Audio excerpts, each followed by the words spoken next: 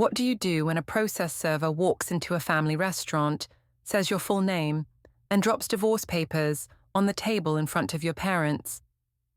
Why did one honest confession about sleeping with my boss, which I thought made me a brave wife, turn into a legal end to my marriage? How did my husband go from the jealous, insecure villain in my story to the calm man with all the proof in his hands? Before we dive deeper into this story, I have one small request. Please subscribe, drop a like, comment, and hit that hype button to boost this channel so more people can discover these incredible stories. I'm still not sure how I became the villain in my own marriage story. When I told my husband I slept with my boss to get a promotion, I honestly thought I was being brave. I thought I was doing what other women only joke about doing. I didn't cry. I didn't beg. I stood in our small kitchen, with the cheap light buzzing over the table, and I said it like a smart business decision. One night for a better salary, better daycare, less stress. To me, it sounded logical. He just stared at me, like I had spoken another language. He asked if I was serious.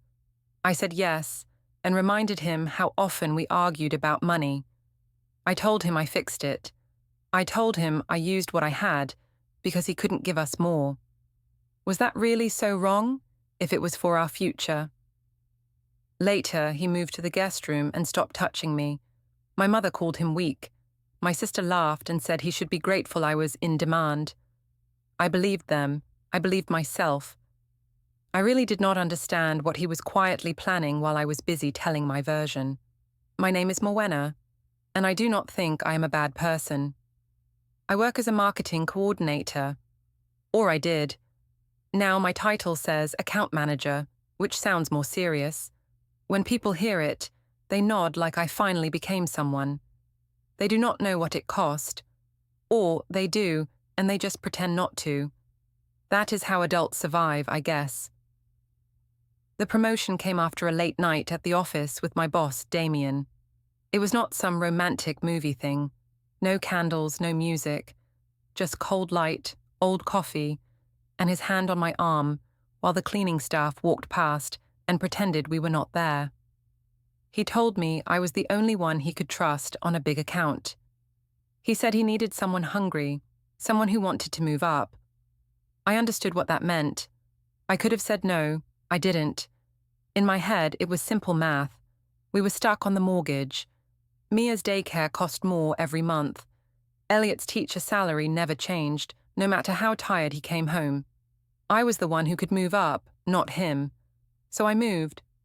One night, one decision, a better job, a better life. That is how I saw it. The next morning at work, everyone clapped when Damien announced my new role. He said I had gone above and beyond, and the team laughed like it was a cute office joke. Jade, my closest friend at work, hugged me and asked, in a low voice, if there was more to the story. I told her I just did what had to be done. She raised her eyebrows but said nothing. At lunch, she warned me that people like to talk and asked if I was sure I wanted to be so close to Damien. I answered that men just hate when a woman moves fast. I said it with a smile, but inside I was daring anyone to question me. I felt powerful, like I had hacked the system. That night, our company had a small rooftop celebration for the project. It was not fancy, but it looked good on Instagram.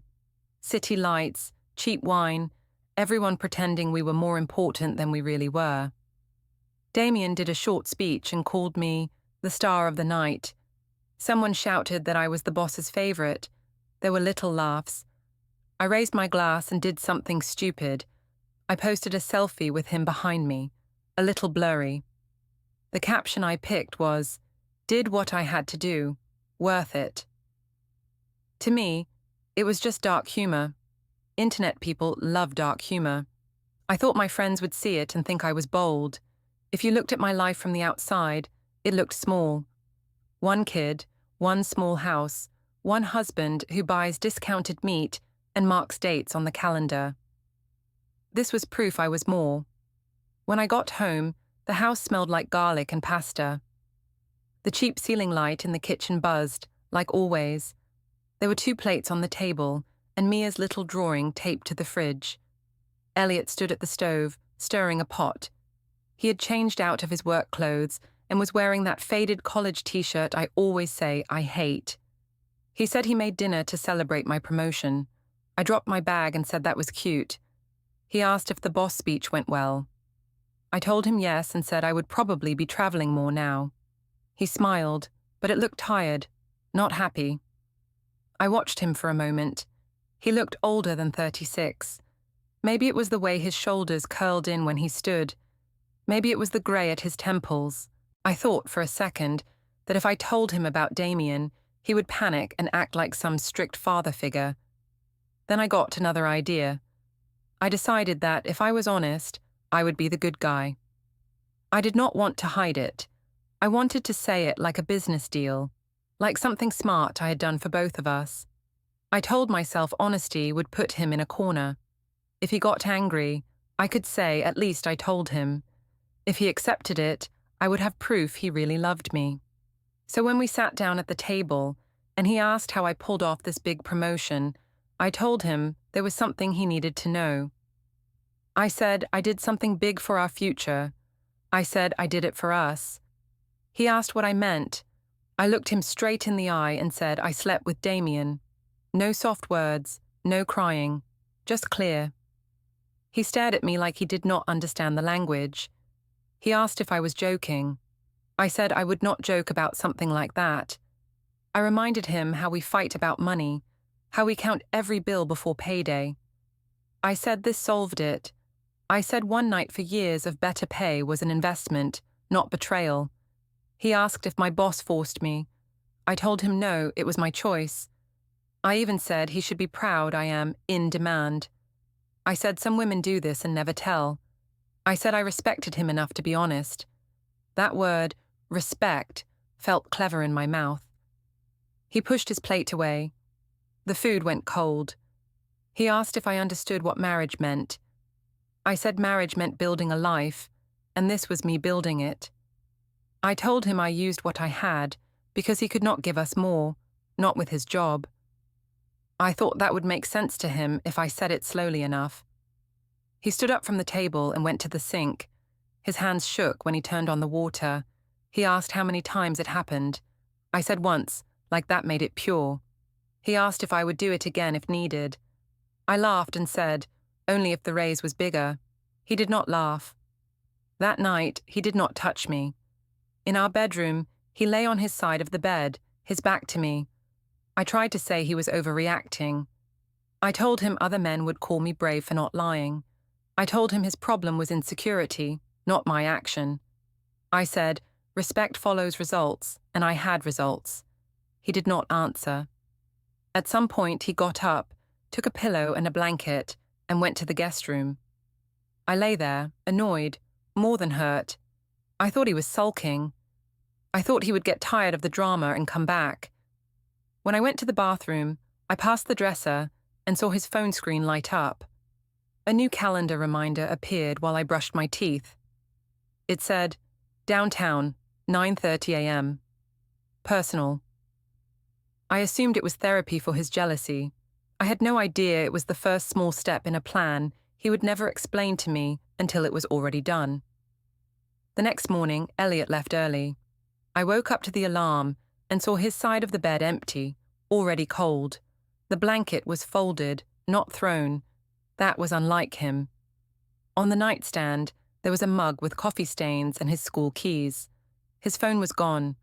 The calendar reminder from last night still sat in my mind like a little bug. Downtown, 9:30 a.m., personal. I told myself he was probably meeting a friend or going to some boring training. I said in my head that if he needed help with his feelings, at least he was not dumping them all on me.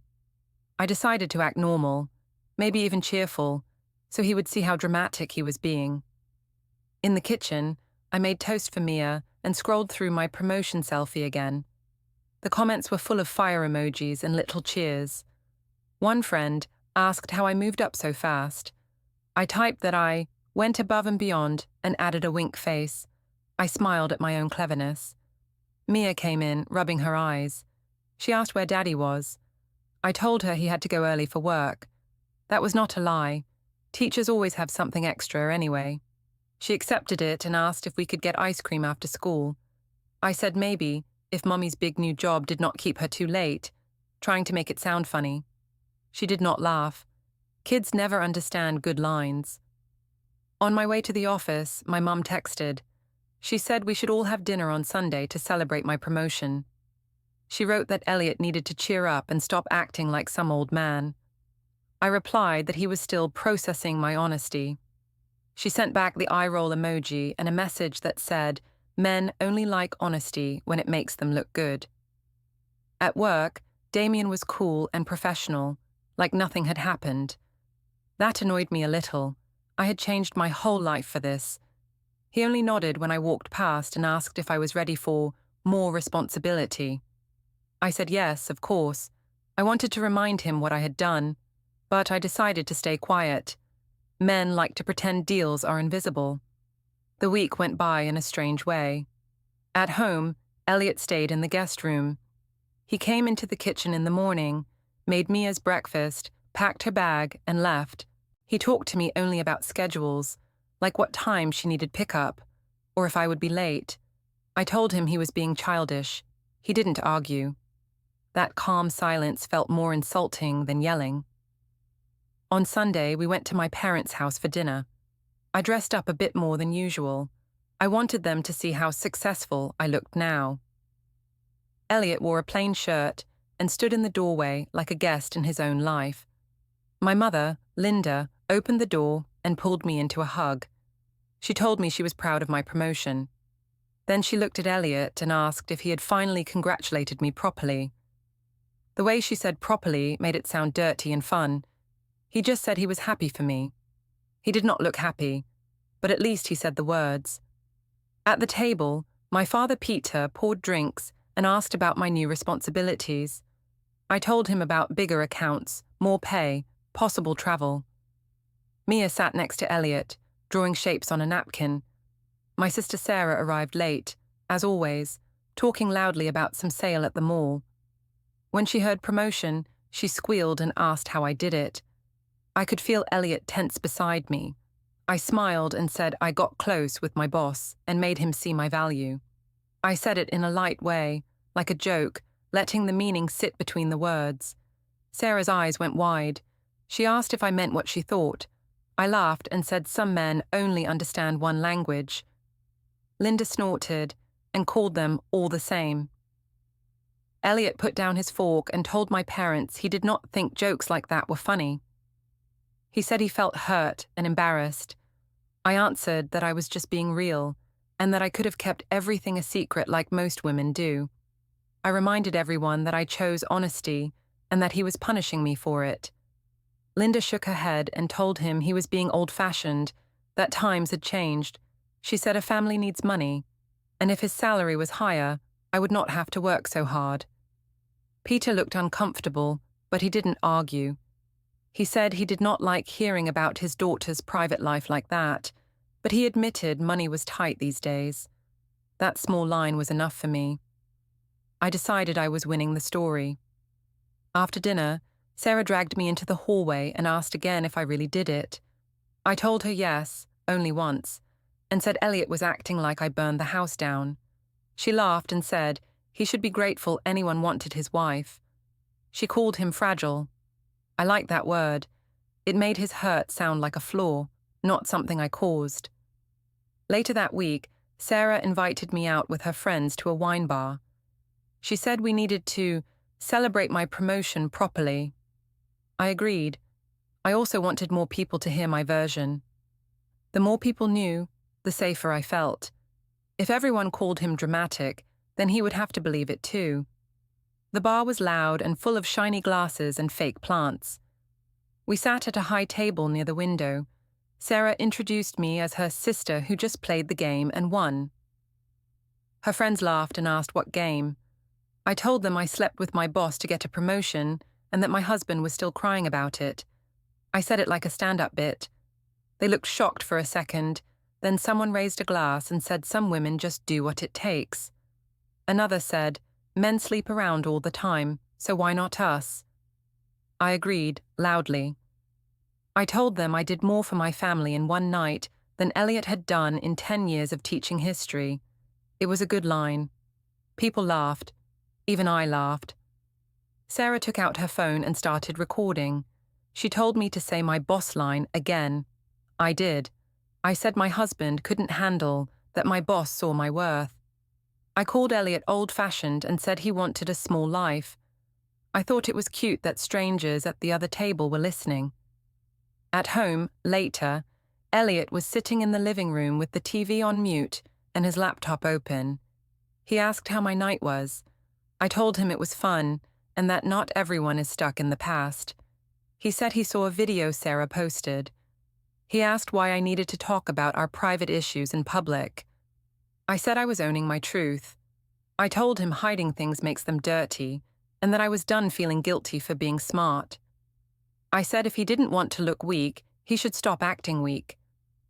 His face closed in on itself. He didn't shout. He just stood up, walked past me, and went to the guest room again. I went into our bedroom, still buzzing from the attention at the bar. But a part of me noticed something new. On his side of the dresser, there was a small notepad. On it, I could see a short list, dates, places, and little notes. One of them said, her confession, kitchen. Another said, wine bar video, Sarah's page. I frowned and told myself he was just writing down things to complain about in therapy. I did not yet understand that he was not planning how to forgive me. He was planning how to leave. The morning after the wine bar, the house felt strange. Elliot was already in the kitchen when I came down. He had Mia's lunchbox open and was cutting fruit into tiny pieces like he always did. He was in his work shirt, tie already knotted, shoes on. Everything about him looked neat and closed. There was no mess, no stray socks, nothing out of place. I almost laughed because it felt like he was trying to hold himself together with ironing. I poured coffee and watched him. He asked what time I was coming home. His voice was flat, polite. I told him probably late because of my big job. I added that someone had to care about our future. He didn't react. He just reminded me what time Mia finished after school club and said he would pick her up. When I sat at the counter to drink my coffee, I saw his phone on the table. The screen lit up with a calendar notification. It was that same reminder, downtown, 10 Qs a.m., personal. The time had moved. I joked that he was turning into one of my clients with his busy schedule. He said he had some things to clarify. That word annoyed me. I asked what needed clarifying so badly. He answered that life did. He left with Mia, school bag in one hand and her little hand in the other. They looked like a picture on a brochure. Safe, simple, boring. I told myself he needed me more than I needed him. At work, things were normal on the surface. Damien acted like a regular boss, if you didn't look too close. He asked if I could stay late to rehearse a big presentation for a new client. I agreed, feeling special. Jade watched us from her desk with a crease between her eyebrows. Later, in the kitchen, she asked if I had seen the comments on Sarah's latest video. I checked my phone. There were likes, laughing faces, a few rude remarks. One comment from a stranger said my husband must be a beta to put up with it. I rolled my eyes and told Jade people on the internet were dramatic. She said some of them worked in our company, and maybe I should be careful what I brag about. I told her I was tired of being careful. At lunch, I snapped a picture of my salad and captioned it with a joke about fueling the grind. Under it, I replied to a friend who asked if my husband was okay with everything. I typed that he would learn to adjust or fall behind. I liked the way that sounded, adjust or fall behind. It made me feel like I was moving, and he was standing still. Around noon, when things were quiet, Elliot sat in a waiting room downtown. I only know the details later, but even that day I could feel something in my life shifting. He did not text me. He did not call. There were no crying messages, no long paragraphs, just silence. At the time, I took that as proof he was being cruel. What actually happened, he told me much later, was simple. He sat with a folder on his lap, filled with little things, printouts of my posts, screenshots Jason had sent him of Sarah's videos, notes from his notepad. He talked to someone who asked him calm questions. He described my confession, my jokes, my words about using my body for us. They did not gasp. They did not tell him to fight for me. They told him to write everything down, keep records, avoid big scenes. They talked about options and structure. They gave him more papers for his folder and told him to think about what kind of future he wanted for Mia. While he was doing that, I was sending my sister a video of my new office chair. That weekend, my parents hosted a family barbecue in their backyard. Linda loved any excuse to fill the house with people. She said it would be nice for everyone to see that we were still together. I heard the real meaning. She wanted to show the world that her daughter had a promotion and a husband who was still there, like a trophy she could wave. I wore a fitted dress and did my hair. I wanted to look expensive. Elliot wore a simple polo shirt and jeans. He looked like every other man there. The difference was inside his face. His eyes were distant, like he was looking at something I couldn't see. When we arrived, Linda hugged me and whispered that I should stop worrying about Elliot's little feelings. She said men recover when they see a woman winning. Then she turned to him and said he should smile more and support his wife. He nodded, polite, and went to help Peter with the grill. In the yard, cousins and neighbors sat at plastic tables with paper plates. There was music from someone's speaker. Mia ran around with other kids, chasing bubbles. She looked happy, but every time voices got loud, she glanced at us. At some point, Linda tapped a spoon on a glass and called for attention. She announced that her daughter had just been promoted and deserved a toast. People clapped. I stood up a little, enjoying the focus. She told everyone I had hustled hard and done what many people are too scared to do. Sarah, already a bit tipsy, shouted that I should tell them the story. She waved her phone at me and said her followers loved my boss move. She wanted more content. I felt the crowd's eyes on me. Aunts, uncles, neighbors, kids. Elliot stood near the grill, holding tongs, watching. I lifted my plastic cup and said I was tired of pretending that the world was fair. I said sometimes a woman has to use every tool she has to get ahead. I said I had one night with my boss and a better life forever. There were shocked faces, half laughs. I heard someone whisper my name. I pushed on. I said my husband was having trouble adjusting, that he wanted to live in some old movie where love paid the bills. I made a joke that his history lessons didn't prepare him for the modern world. Some people laughed, mostly the younger ones. Linda shook her head and said men need to grow up. Elliot put the tongs down and walked over slowly. He did not shout. He said he did not want our private pain used as a party story. He said it hurt to be talked about like that. He asked me to stop. I rolled my eyes and told him I was just being honest. I said, hiding the truth is what ruins people. I said I refuse to feel shame for being strategic. I told him if he didn't want to be part of the story, he shouldn't have married someone ambitious. My voice carried. I wanted it to. Peter stepped in then and suggested we all calm down. He said the kids were watching. Linda told him not to silence me. She told Elliot he could leave if he didn't like strong women. A few people nodded. A few stared at the ground. Elliot didn't argue. He said nothing more, just went back to the grill, then later to play with Mia. He pushed her on the swing, listened to her tell him about a cartoon.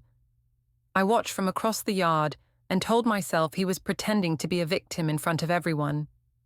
I did not want to see that he was simply choosing not to fight. When we finally went home, the car ride was quiet. Mia fell asleep in the back seat. I stared out the window, annoyed that he hadn't reacted more. I wanted a big scene I could point to later and say, look, he's crazy. Instead, I got calm. At home, while I took Mia to bed, Elliot went into the small room that we used as an office. When I passed by, I saw the glow of his laptop and the neat lines of a spreadsheet on the screen. There were dates in one column and short notes in another. Her confession, kitchen, parents' dinner, joked about affair, BBQ, public toast. Next to the laptop was a folder labeled Household July. Inside, I could see printed screenshots, bank statements, and a list in his careful handwriting. I reached toward it, curious. He turned in his chair and gently closed the folder before I could touch it. He said he was just making sure things were clear, in case they needed to be someday. I laughed and said he was being dramatic, acting like our marriage was some legal case. He did not laugh. He said he was tired. He said he had to get up early. That night, lying alone in our bed, I told myself he was just organizing his thoughts. I told myself he would calm down once he realized I was not going to cry or beg. I did not understand that he had already stopped trying to fix us. He was now quietly learning how to live without me. In the weeks after the barbecue, the air around us changed in small ways. Damien started coming by my desk more often. He would stand too close when he asked about reports. He would touch my shoulder when he leaned in to look at my screen. Once, he complimented my dress in front of Jade and said the clients would listen better to someone like you. I liked the way that sounded, even though Jade's face tightened. One morning in the office kitchen, Jade asked if Elliot was okay after the party. I asked what she meant.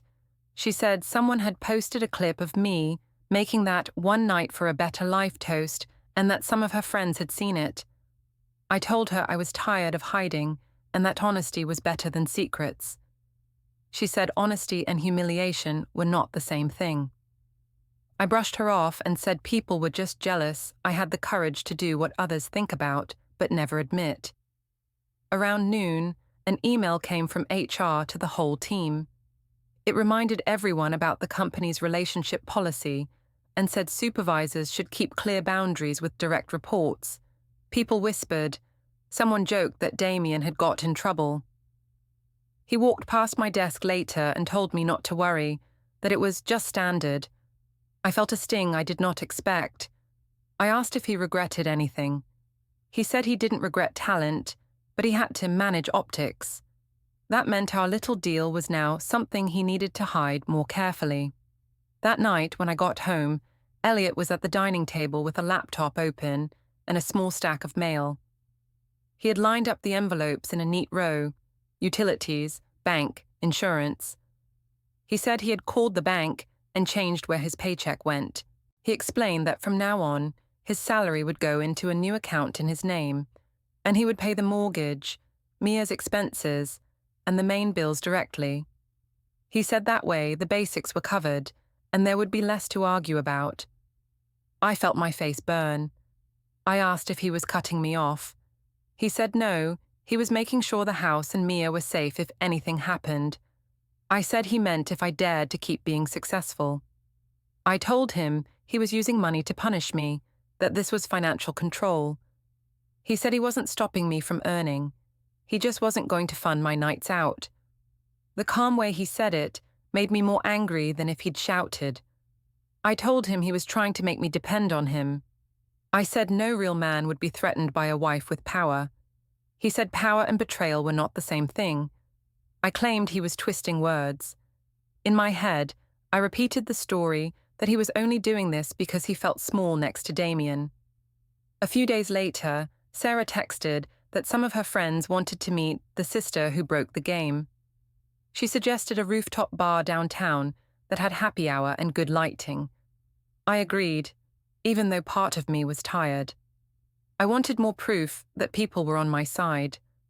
If enough strangers cheered for me, then Elliot's opinion would not matter. The rooftop bar was crowded, full of people taking photos of the sky like it was something new. Sarah introduced me as the woman who slept her way up and isn't ashamed about it. Her friends laughed and asked questions. I told them the story again.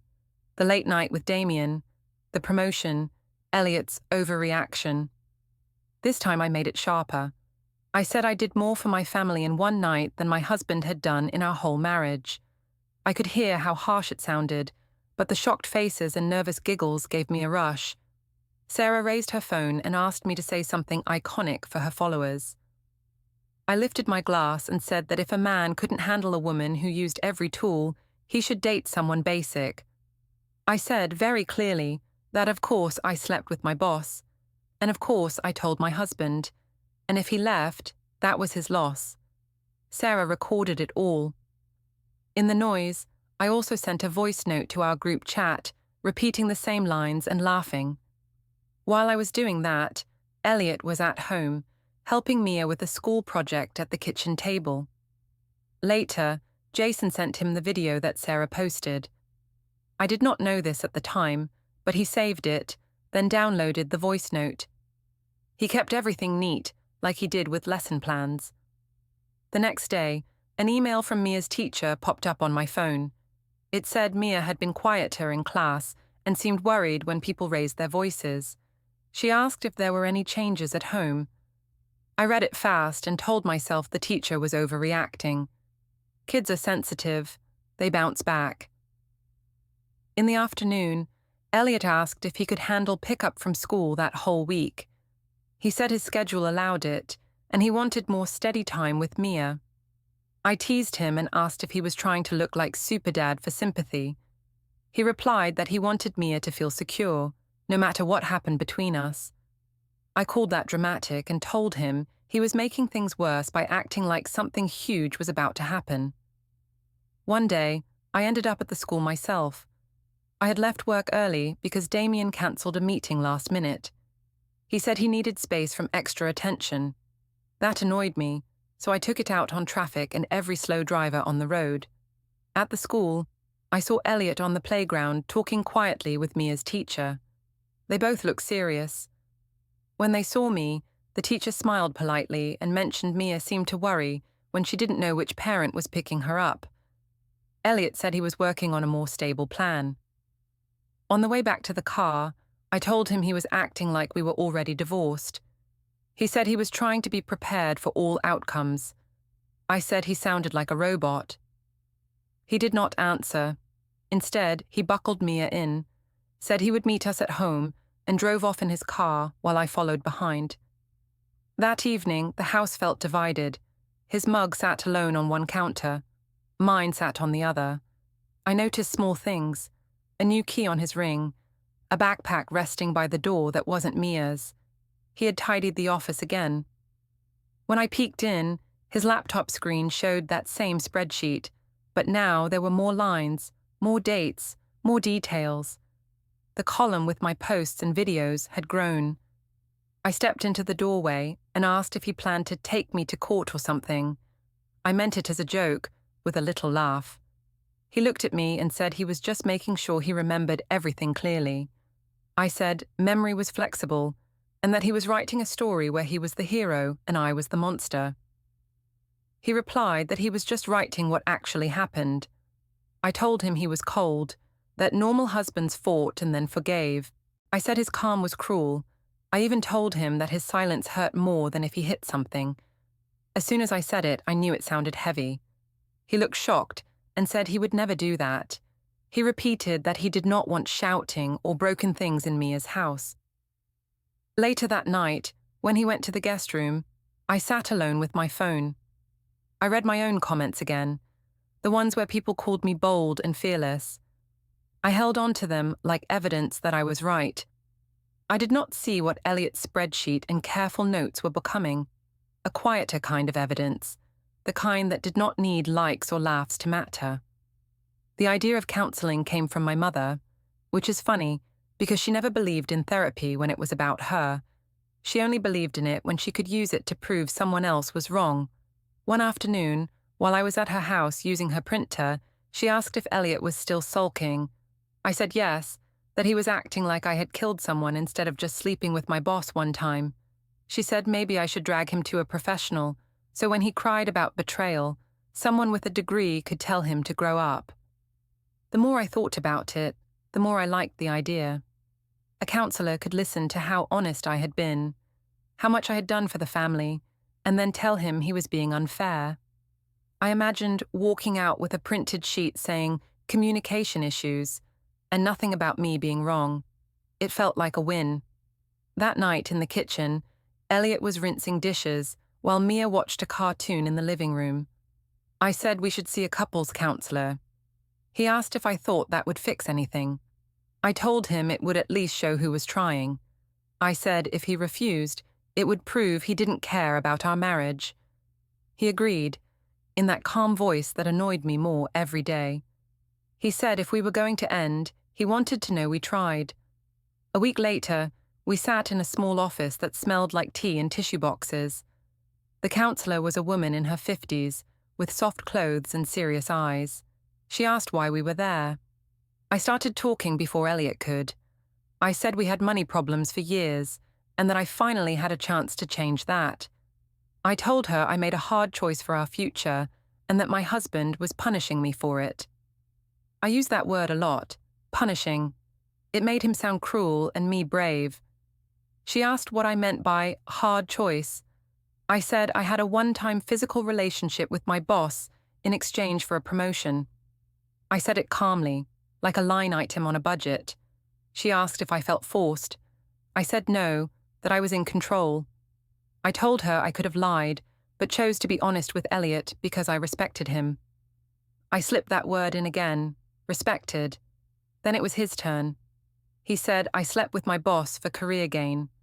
No soft phrases, no hard choice. He said I laughed about it online and told the story at parties. He said every time he tried to talk about how hurt he was, I called him insecure or fragile. The counselor listened and took notes. She didn't gasp, didn't shout. She just said there was a serious break in trust. She said both of us had choices. She asked if I understood that he might never feel safe with me again. I said he should at least try. I reminded her I had been honest. She said honesty after harm was not the same as not doing the harm. I did not like that line. At one point, Elliot said he was worried about Mia. He said she was getting quiet and tense when we raised our voices. He said he didn't want her to grow up thinking our version of marriage was normal. The counselor nodded and said children needed stability, clear structure, predictable routines. She used words like boundaries and separation in a careful tone. I heard her say that sometimes the healthiest outcome is not repair, but respectful distance. On the way home, in the car, I twisted her words the way I needed them. I told Elliot the counselor clearly thought he was punishing me. I said she basically told him to stop acting like a victim. He stared out the window and said that was not what he heard. I shrugged and said, maybe he just wasn't listening. That night in the kitchen, after Mia went to bed, I pushed harder. I told him even a professional had said we needed better communication, not drama. I said he was refusing to move past a single mistake. I reminded him of every good thing I'd ever done. Making lunches, managing bills, caring for Mia, supporting his career. I stacked them like a wall between him and the affair. He stood by the counter, hands flat on the wood. He looked tired in a way that went past sleep. He said he had heard enough. He said trust wasn't something he could force back into his chest. Then he said something that lodged itself in my mind like a tiny stone. He said from now on, he would handle this properly. I laughed and asked what that meant. Properly. I said he was not some lawyer or judge. I told him he would never really leave, that he was too soft, too attached to Mia's bedtime routine and his morning coffee. He didn't argue. He just nodded once, as if agreeing with himself, not with me. The next few days were quiet but busy underneath. I didn't see all of it, but I saw enough pieces to feel something moving. He had more personal events in his calendar. Some were labeled meeting personal. One reminder flashed on his phone while it lay on the counter. Paper drop, 3:00 p.m. When I teased him about becoming a spy, he said it was just boring errands. I looked at the clock and went back to my emails. On Friday evening, he said he needed to meet Jason after work. He asked if I could handle Mia's bedtime alone. I told him I always handled everything anyway. He didn't respond. He just grabbed a backpack that had been sitting by the door for days and left. Later, I learned they met in a parking garage downtown, in the dim light near the stairwell. Jason leaned against Elliot's car while Elliot talked. He told his brother about the counseling session, about my posts, about how I laughed when I described sleeping with Damien. He mentioned that a lawyer had already given him information, that there were forms he could file when he was ready. Jason asked if he was sure. Elliot said he was tired of being a joke in his own marriage. Back at home that night, I scrolled through social media, still half expecting some big gesture from him, some fight or speech. Instead, I saw that someone had liked an old picture of us from 3 years ago at a picnic before any of this. We looked young and easy. I told myself those versions of us were gone because he refused to level up. It was simpler than asking what I had done. When he came back, he did not smell like beer or anger. He smelled like the city, like cold air and car exhaust. He went to the office, clicked the lock on the drawer where he kept his folder, and came to the kitchen for water. I watched him. I asked if he and Jason had fun. He said they talked. I asked if he had complained about me. He said he had explained his plans. I laughed and called him dramatic again. He didn't correct me. He just said that soon, everyone would understand what he meant by properly. On Sunday morning, my phone buzzed with a group message. It was from Elliot, sent to me, my parents, his parents, and Sarah. The text said he wanted to have a family dinner the following Saturday at a busy restaurant near the mall. He wrote that it was important and that he would explain everything then. My mother replied right away that, of course, we would come. Sarah sent a string of excited emojis and said she loved a good family meeting. Nora answered with a simple, okay. Peter liked the message but said nothing. I smiled to myself. I pictured Elliot standing up in front of everyone, apologizing for being distant, admitting he had overreacted, maybe even promising to be more supportive of my career. I imagined the counselor's words twisted into my favor again. I saw myself as the patient wife who stuck it out until he came to his senses. As I put my phone down, his sentence from the kitchen replayed in my head like a song hook. I will handle this properly. I thought properly meant flowers or a speech. I did not imagine it meant the kind of explanation you cannot talk your way out of. The restaurant was already loud when we walked in on Saturday. My mother walked ahead of us like she owned the place. She said this was the perfect spot for a family reset. I believed her. The host pushed 2 tables together near the window. My parents, Sarah, Elliot's parents, Jason and Mia, all squeezed in. It felt like an audience waiting for a show. I had my speech ready in my head. I planned to tell them I had made a hard choice for our future, that Elliot had punished me long enough, that it was time for him to grow up. I wanted my mother and sister to back me up, to call him fragile in front of everyone. I wanted his own family to tell him he was being unfair. I thought that night would finally put him back in his place. Mia sat between us, coloring on the kids' menu. My father asked about my new responsibilities at work. Linda asked loudly if Elliot had finally stopped sulking. Nora watched him quietly. Jason kept his eyes on the door, like he was waiting for someone else. Right before I opened my mouth to start my story, a man in a plain shirt walked up to our table holding an envelope. He asked for my full name. I said it without thinking. Then he placed the envelope in front of me and said I had been served. For a second I thought it was some mistake. Then I saw the words, petition for dissolution of marriage, my name and Elliot's, boxes ticked, paragraphs about adultery, temporary custody, financial support. There was a copy for him already signed and stamped. Elliot told the table he would not argue in public. He said he had collected proof of my affair and my public humiliation of him and would let the court handle the rest.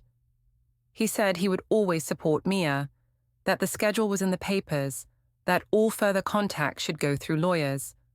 I stared at the word adultery while the stamp from the family court stared back at me.